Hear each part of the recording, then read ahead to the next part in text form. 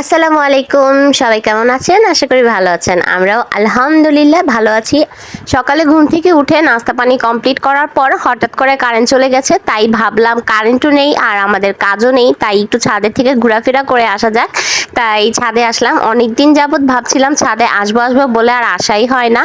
আর এখানে বাবা ছেলে ছাদে এসেই ওরা কাজে লেগে পড়েছে ছাদ পরিষ্কার করার। ওরা প্রায় সময়ই বাবা ছেলে দুজনে মিলে ছাদ পরিষ্কার করার কাজে লেগে যায়। আর আমার এখানে কাজ হলো মানহাকে সামলানো। আমি এখানে মানহাকে সামলাচ্ছিলাম। দেখুন গাছগুলোর মধ্যে কি সুন্দর সুন্দর ফুল ফুটে আছে, তাই না? এখানে আবার মানহার মাথায় দুটো ঝুঁটি করা ছিল, সেই দুইটা ঝুঁটির মধ্যে ওর পাপা আবার সুন্দর করে ফুল গেঁথে মেয়েকে সাজিয়েও দিয়েছে। মানে মেয়েকে সাজানোতে বাবা একদম এক্সপার্ট। এখানে আমি আবার এসে পড়েছি আমাদের খাঁচার মোরগ গুলো দেখার জন্য। এই মোরগ গুলোকে না মানহা প্রচন্ড পরিমাণে ভয় পায়। মোরগ গুলো বিশেষ করে যখন ডাকে জোরে জোরে তখন মানহা অনেক ভয় পেয়ে যায়। আর এই খাঁচাটার ভিতরে ছিল কবুতর, কিন্তু ভালো করে দেখা যাচ্ছিল না যেহেতু জালি টালি দেয়া ছিল অনেক, তাই আমি কোন রকম ভাবে হালকা পাতলা একটু ভিডিও করে নিয়েছি। একটার মধ্যে আছে মোরগ আর একটার মধ্যে আছে কবুতর। এই দুইটা খাঁচা বড় বড়। মানহা ভয় পায় কিন্তু আবার ও বারবার এগুলো দেখতেও চায়, তাই নিয়ে আসলাম। এখানে আমি মানহাকে জোর করে কুলে রেখেছি। ও ছাদে আসলে ওর দুই পায়ের জায়গায় চার পা গজায়। ও এক মিনিটও কোনো জায়গায় দাঁড়ায় না, বারবার সিঁড়ি দিয়ে ওপরে উঠে আর বারবার সিঁড়ি দিয়ে নিচে নামে। ওর জন্যই এখন ছাদে আসা হয় না আমার, কারণ ও ছাদে আসলে এত বেশি প্যারা দেয়, ওকে সামলাতে সামলাতেই আমি পেরেশান হয়ে যাই। ছাদে আর কি ঘুরবো ফিরবো এনজয় করব। আর এখানে প্রচন্ড পরিমাণে রোদ, যেহেতু একদম ভরা দুপুর বেলা ছাদে এসেছি আজকে, তাই রোদে কোনো দিকে তাকানো যাচ্ছিল না। ঘরে কারেন্ট নাই, ভাবলাম ছাদে আসলে হয়তো একটু চারিদিক দিয়ে হাওয়া বাতাস লাগবে, কিন্তু এখানেও কোনো বাতাসের কিছুই নেই। মানজারের পাপা আমি ছাদে আসার আগেই বলে দিয়েছিল আমাকে কাঁচি আর ঝুড়ি নিয়ে আসার জন্য। ও নাকি শাক খাবে, তাই এখন আমাকে দিয়ে শাক পাড়াচ্ছে, বলছে যে শাক কাটো, আমি শাক খাবো। তাই এখানে এখন আমাদের গাছের পুঁই শাক, একদম সুন্দর দেখতে অশসা টাটকা টাটকা পুঁই শাক আমি এখান থেকে পেরে নিয়ে যাচ্ছি।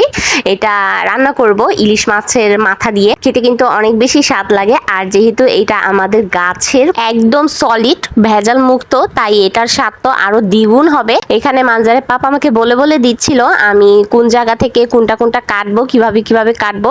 যেহেতু সচরাচর আমি কখনোই গাছের শাক টাক এটা সেটা আমি কখনো ছিঁড়ি না, পারি না। ওই সব সময় আমাকে ছিঁড়ে দেয়। আর আজকে ও বলছে যে আচ্ছা তুমি কাটো, আমি ভিডিও করে দেই তোমাকে। সেজন্য আমি এখানে কাটছিলাম আর ও আমাকে দেখিয়ে দেখিয়ে দিচ্ছিল যে এখান থেকে এটা কাটো, ওখান থেকে ওটা কাটো, বলে বলে দিচ্ছিল কোন পাতাটা কাটবো কোন পাতাটা কাটবো না। আমি আসলে গাছের এইসব বুঝি না, কোনটা বড় হবে কোনটা বড় হবে না, মানে তাই ওই আমাকে সবকিছু বলে দিচ্ছিল। আর আমি এখানে খুব মজা নিয়ে কাটছিলাম। পাতাগুলো দেখতে এত বেশি টাটকা টাটকা ছিল, একদম মন জুড়িয়ে যাচ্ছিল। আমাদের বাড়ির ছাদটা ছোট্ট হলেও, এই ছোট্ট ছাদেই ছোট্ট পরিসরে হলেও আমরা টুকটাক অনেক কিছুই বুনে থাকি, যেমন মিষ্টি কোমর, জালি কোমর, সিম, টমেটো, করলা, এটা সেটা অনেক কিছুই এক একবার এক একটা বোনা হয়। আর সেখান থেকে টুকটাক ভাবে আমাদের একটু খাওয়া হয়। নিজের গাছের জিনিস খেতে কিন্তু অন্যরকম স্বাদ, সেটা কম হোক আর বেশি হোক, সেটা নিজের হাতে ছিঁড়ে খাওয়া সেটার আনন্দই কিন্তু অন্যরকম। কেনা জিনিসের আনন্দ এরকমটা হয় না। এই যে দেখুন কি আনন্দ নিয়ে পুঁই শাকের পাতাগুলো ছিঁড়ছিলাম, মানে এত আনন্দ লাগছিল যে লাখ টাকার জিনিস এরকম একটা ফিলিংস আসছিল। ভেবেছিলাম এই পুঁই শাকগুলো ছিঁড়ার পর এগুলোকে রান্না করাও দেখাবো, আপনাদের সাথে শেয়ার করব যে আমি কিভাবে পুঁই শাকগুলো ইলিশ মাছের মাথা দিয়ে রান্না করে খেয়েছি। কিন্তু আমি এত লেজি, আমার ভিডিও করাও হয়নি আর সেটা আর আপলোডও দেওয়া হয় নাই।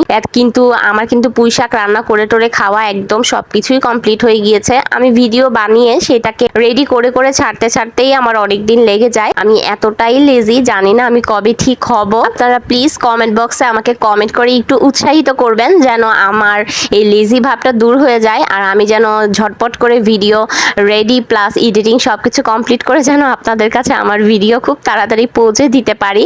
আমার ভিডিও সবকিছু করতে অনেক বেশি লেট হয়ে যায়। যাই হোক, তারপরে টুকটাক চেষ্টা করি আপনাদের সাথে শেয়ার করার জন্য। এখানে আমি সুন্দর করে পাতাগুলো আরো কিছু পাতা নিচ্ছিলাম। আমি বলছিলাম আর লাগবে না, থাক, যা হয়েছে অনেক হয়েছে। আমাদের ঘরে আমরা শাক খেতে প্রচন্ড পরিমাণে পছন্দ করি, কিন্তু তাও আমাদের ঘরে শাকটা কিন্তু একবেলাই খাওয়া হয়, রাতে শুধুমাত্র আমি খাই একটু, কিন্তু মানজারের পাপা তো রাত্রেবেলা একদমই শাক খাবে না। আমাদের যা শাক এখানে পাড়া হয়েছে এটা আমাদের সুন্দর একবেলা হয়ে যাবে, যেহেতু আমরা দুজন মানুষ।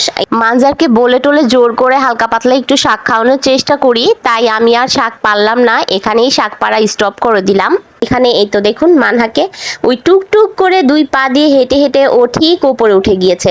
এই লম্বা সিঁড়িটা বারবার পাড়া দিয়ে ও ওপরে উঠবে আর নিচে নামবে। দেখুন এই তো আমার সব শাক আমি এখানে পেরে নিয়েছি। আর আজকে আমাকে ভিডিওতে একটু বেশি সুন্দর সুন্দর লাগছে, তাই না? নিজেকেই নিজে বারবার ক্যামেরাতে দেখছিলাম। কেন বলুন তো কারণটা? নিশ্চয়ই বুঝতে পেরেছেন কেন আমাকে আজকে এত সুন্দর সুন্দর লাগছে ভিডিওতে। যারা বুঝতে পেরেছেন অবশ্যই আমাকে কমেন্ট করে জানাবেন কিন্তু। আর এই তো আমার এই সব শাক এখানে নেওয়া হয়ে গিয়েছে, আর দাঁড়াতে পারছিলাম না, প্রচন্ড গরম আর সেই সাথে প্রচন্ড রোদ, আর ঘরে কারেন্টও এসে পড়েছে। তাই ভাবলাম যে তাড়াতাড়ি নিচে চলে যাই। আর সেই সাথে এই ফুলগুলো দেখতে না এত বেশি সুন্দর লাগছিল, মানে গাছগুলো পুরো ফুলে ঝোপ্পা ধরা ছিল।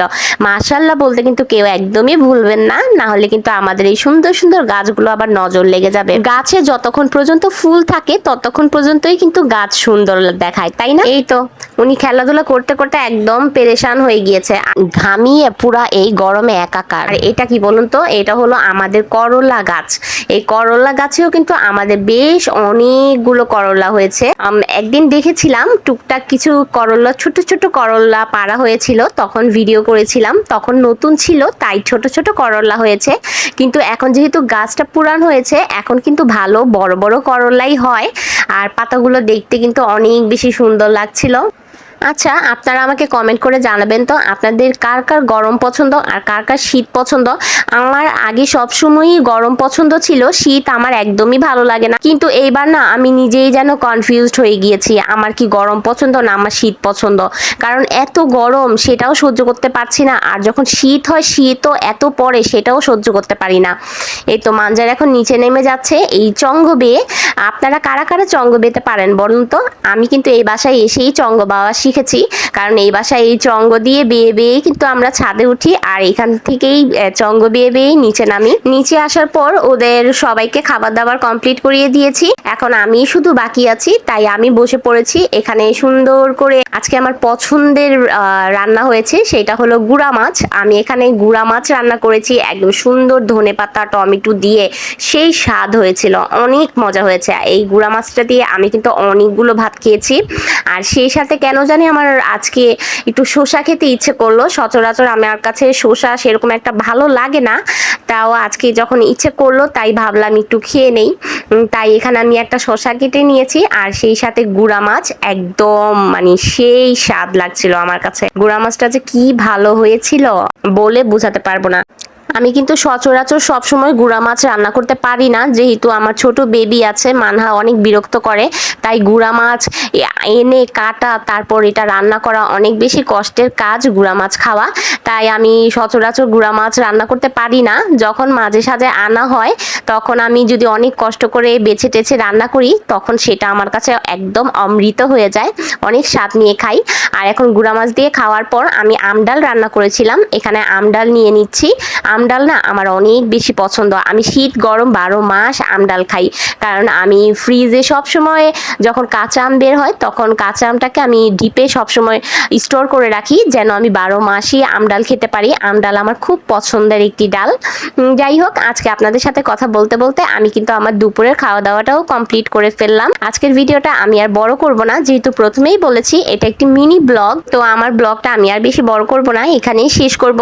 আপনারা অবশ্যই একটি কমেন্ট করে আমাকে জানাবেন আমার এই মিনি ব্লগটা আপনাদের কেমন লাগলো বা কতটুকু ভালো লেগেছে খারাপ লেগেছে। আপনারা কিন্তু আপনাদের ভালো লাগা মন্দ লাগা সবকিছুই আমার সাথে শেয়ার করতে পারেন, যেহেতু আমি আমার ভালো মন্দ সবকিছুই আপনাদের সাথে শেয়ার করি, সেরকম আপনারাও কিন্তু আপনাদের ভালো লাগা মন্দ লাগাটাও আমার সাথে শেয়ার করতে পারেন। আর ভালো লাগলে আমার ভিডিওটাতে একটি লাইক অবশ্যই করে দেবেন। আমার এই সেম ভিডিওই কিন্তু আমার ইউটিউব চ্যানেল এবং আমার ফেসবুকে থাকে। আসসালামু আলাইকুম, আল্লাহ হাফেজ।